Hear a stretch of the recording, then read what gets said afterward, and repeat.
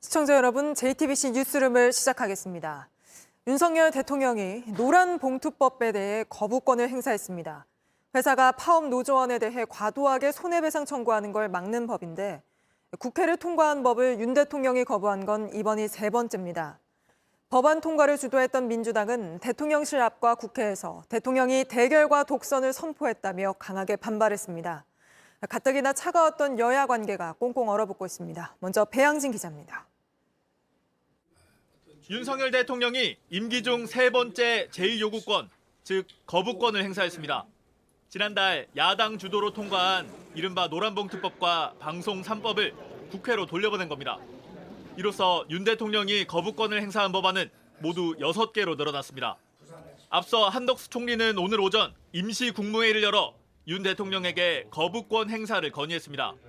파업할 수 있는 사유의 범위를 넓히고 손해배상 청구를 제한한 노란봉투법이 국민 불편과 국가 경제에 막대한 어려움을 초래할 거라고 했습니다. 기업이 노조의 불법 파업으로 손해를 입어도 상응하는 책임을 묻기 어렵게 만들어 불법 파업을 조장하는 결과를 가져오게 될 것입니다.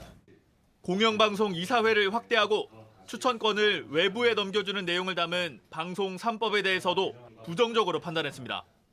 공영방송의 독립성과 정치적 중립성 보장이 개정 목적이라고 하지만 내용을 보면 오히려 이와는 반대의 결과를 낳을 수 있다는 지적을 받고 있습니다. 국회 재의결을 위해선 과반수 출석의 출석 의원 3분의 2, 전원이 출석한다면 199명 이상의 동의가 필요합니다. 야권 의석만으론 불가능합니다.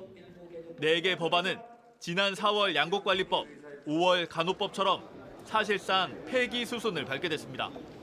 민주당은 노동자 생존과 공정 보도를 보장하기 위한 법이었다며 반발했습니다.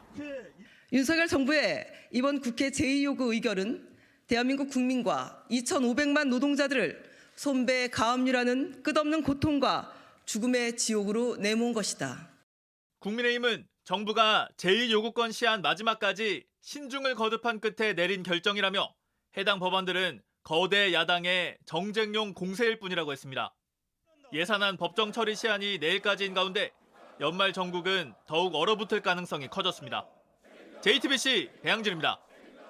안녕하세요. 뉴스룸 앵커 한민용입니다. 오늘도 JTBC 뉴스룸을 시청해주신 여러분 고맙습니다.